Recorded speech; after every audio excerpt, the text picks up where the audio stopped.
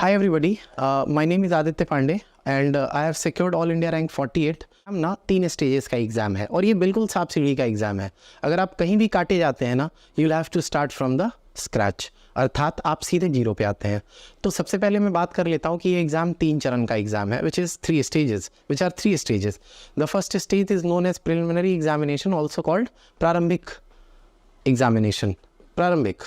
जो दूसरा है वो मेंस होता है और जो तीसरा होता है वो पर्सनालिटी टेस्ट होता है, ऑल्सो जिसको हम हिंदी में कहते हैं साक्षात्कार। तो जो प्रीलिम्स का एग्ज़ाम होता है, कुछ लोग कहते हैं कि प्रीलिम्स की तैयारी करो मेंस हो जाएगा। मेरा मानना है कि प्रीलिम्स और mains are like twin brothers, they are intertwined. आप साइलो में ना प्री और मेंस को अलग अलग नहीं पढ़ सकते हो।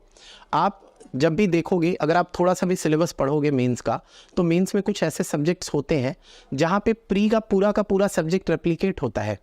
तो कभी भी ये सोचने की ज़रूरत नहीं है कि क्या होगा।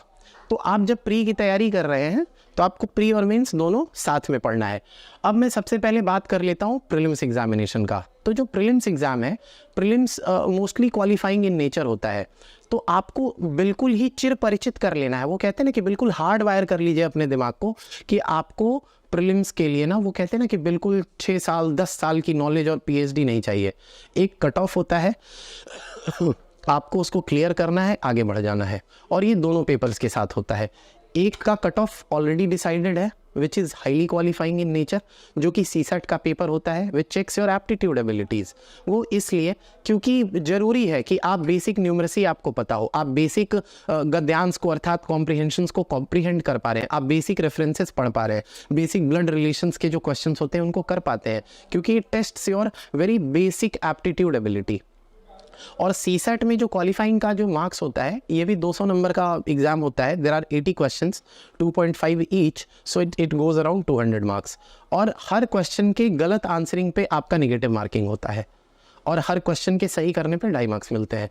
लेकिन चूंकि ये क्वालिफाइंग इन नेचर है, पहले से डिसाइडेड है, you only get to score 33.33%, which रफली comes to 67 marks, 67 marks, 68 marks. तो अगर हम थोड़ा सा, वो कहते हैं ना कि एप्टीट्यूड पे थोड़ा कैलकुलेशन भी करें, तो even if you are going with only 30 questions, you are way more than cut off. अगर आप 30 क्वेश्चन भी, 80 में 30 क्वेश्चन भी, which is approximately 38-39% of the questions, अगर आप बिल्कुल सही करते हैं, 100% एफिशिएंसी के साथ करते हैं, आपको डरने की ज़रूरत नहीं है। लेकिन हाँ, मैं ये भी ज़रूर कहूँगा कि इस बार का पेपर थोड़ा टफर साइड पे था। अर्थात यूपीएससी आपसे सिर्फ एप्टीट्यूड की बात नहीं कर रही है, वो आपसे डिमांड कर रही है, वो चाहती है कि आप थोड़ा वक्त दें उसके साथ। But ultimately glitch is you have to only get 30 questions correct, और अगर वो 100% इफिशियंसी पे है, आपका स्कोर क्लियर है। तो उस सब्जेक्ट के साथ इतना फ्रस्ट्रेट होने की ज़रूरत नहीं है। You find the easy targets, go through the PYQs। अगर आप PYQs को अच्छे से कर लेते हैं तो यू गेट टू नो कि कुछ सब्जेक्ट्स, जो कुछ टॉपिक्स हैं, वो हाईली रिपीटेड इन नेचर है। देख पा रहे होंगे कि डिफरेंट कोचिंग इंस्टीट्यूट्स के यहाँ पर टेस्ट सीरीज रखे हैं। जो स्टूडेंट्स 2024 के लिए यूपीएससी की तैयारी कर रहे हैं, प्रीलिम्स के लिए, उन सभी के लिए टेस्ट सीरीज की इंपॉर्टेंस काफी हो जाती है और स्टूडेंट डिफरेंट कोचिंग इंस्टीट्यूट के टेस्ट सीरीज मंगाते हैं। फ्रेंड्स, ये जो टेस्ट सीरीज है, ये आपको स्टूडेंट्स बुक शॉप के द्वारा आप घर बैठे मंगवा सकते हैं। जैसे कि आप देख पा रहे होंगे अलग अलग कोचिंग इंस्टीट्यूट के, आपको जिस कोचिंग इंस्टीट्यूट के चाहिए, आप ये जो नंबर देख सकते हैं, इस पर कॉल करके घर बैठे मंगवा सकते हैं। और ये 35-40 रुपए का एक टेस्ट पड़ता है, साथ में डिलीवरी चार्जेस अलग से आते हैं। तो आप उनसे जितने भी टेस्ट मंगाने, जैसे विजन के 20 टेस्ट आ गए हैं, सब्जेक्ट वाइज है, इसमें लास्ट में एक रिवीजन का टेस्ट है। तो इस तरीके से जितने भी कोचिंग के टेस्ट होंगे आपको सारे मिल जाएंगे। सो मैं अभी आपको 1 बाय 1 करके दिखा देता हूं। और अगर आप स्टूडेंट बुक शॉप से मंगाते हो, जो कि दिल्ली से हैं, कोई भी टेंशन लेने की जरूरत नहीं है, क्वालिटी की और प्रिंटिंग की, और साथ ही साथ आपके घर तक पहुंचाने की भी। जैसे number system, unit digits, finding the remainder method, या फिर बेसिक न्यूमरेसी का जो जिसको कहते हैं ना कि चेंजिंग द पैटर्न, अगर हम अल्फ़ाबेट्स के ऑर्डर को चेंज कर दें तो what would be the nature, अगर कुछ लोग बैठे हुए हैं, अगर हम उनके ऑर्डर को चेंज कर दें तो what would be the nature. ये क्वेश्चंस हर साल रिपीट हो रहे हैं। तो मुझे ऐसा नहीं लगता है कि कोई चीज़ें बढ़ जाती हैं या परेशानी करेंगी। हाँ, ये अवश्य हो सकता है कि थोड़ा प्रश्न हार्ड हो सकता है, पर ऐसा नहीं हो सकता कि आप 30 से 32 क्वेश्चन, 35 क्वेश्चन नहीं कर सकते हैं। इस मामले में मैं ये ज़रूर कहूँगा कि being on the social media, चूँकि मैंने इस साल का एग्ज़ाम नहीं दिया था, but I had the privilege to go through the questions, मैं एक चीज़ ज़रूर कहूँगा कि आजकल के एजुकेशन इन्फ्लुएंसर से बचिए। See, they have no experience with the examination. मैंने चूँकि एग्ज़ाम दिया, मैंने क्वालिफाई किया, पर इसका मतलब ये नहीं है कि मैं, जिसको कहते हैं ना कि मैं बिल्कुल सबसे बड़ा टॉपर हूँ, आओ मैं ही बताऊंगा कि क्या होना चाहिए। लेकिन मैं अपने सब्जेक्टिव एक्सपीरियंस पे इतना जरूर बता सकता हूँ कि जिस इंसान ने इस एग्जाम को नहीं दिया है ना, वो तो आपको बिल्कुल नहीं बता सकता। तो ऐसे एजुकेशन इन्फ्लुएंसर्स ना जो आपको भ्रमित कर रहे हैं, दिग्भ्रमित कर रहे हैं, जो दिख रहा है उसके बावजूद आपको दिग्भ्रमित कर रहे हैं, उनसे प्लीज़ बचिए।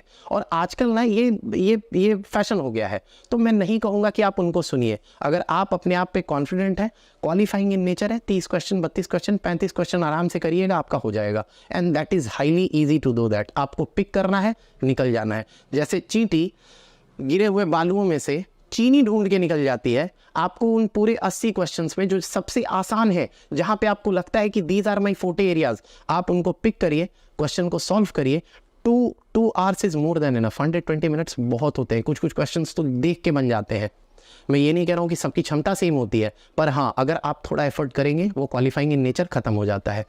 सेकंड, हम बात करेंगे जीएस पेपर का। जीएस पेपर के बारे में थोड़ा मैं डिटेल में बात करूंगा, क्योंकि इसका कट ऑफ प्री डिसाइडेड नहीं होता है। It is highly adaptive in nature. It becomes relative to the number of aspirants who are giving the paper, और कितने बच्चे अपीयर कर रहे हैं, उनकी कॉम्पिटेंसी कैसी रही है, कितने क्वेश्चंस गए हैं, नंबर ऑफ सीट्स पे भी डिपेंड करता है। तो यहाँ पे थोड़ा ट्रिकी हो जाता है। But given the nature of the examination which is changing day by day, हर साल प्रश्न अलग अलग आ रहे हैं, हर साल प्रश्नों का जो नेचर है वो चेंज हो रहा है। बेसिक्स वही रहते हैं, प्रश्नों का जो नेचर है, जो स्वभाव है, वो बदल रहा है। तो इस बारे में ये बात करना इसलिए भी अति आवश्यक हो जाता है। तो सबसे पहले मैं बात कर लेता हूँ कि प्रीलिम्स जो है, प्रीलिम्स में जो GS1 है, विच इज़ जनरल स्टडीज़ 1, उसका भी एक कट ऑफ होता है। और पिछले कुछ सालों से अगर हम ट्रेंड देखेंगे, मैं ट्रेंड पे बात कर रहा हूँ, ट्रेंड इज जिसको कहते हैं ना कि हाईली परसीवेबल इन नेचर, तो हम ट्रेंड यही देख रहे हैं कि ट्रेंड पिछले कुछ सालों से गिरता जा रहा है। कभी 90 आ रहा है, कभी 92 आ रहा है। जैसे 2021 में it was only 87 point something.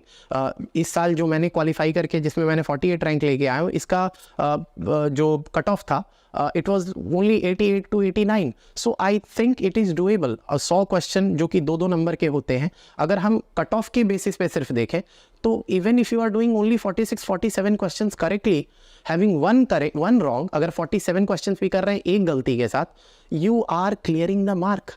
But ये पेपर का नेचर वैसा है नहीं, पर इसको वैसे समझेंगे भी नहीं। तो अब हम आ जाते हैं कि हमें पढ़ना कैसे होगा, हमारे बुक सोर्सेस क्या हो सकते हैं, हमें करंट अफेयर्स को कैसे डील करना है। तो मैं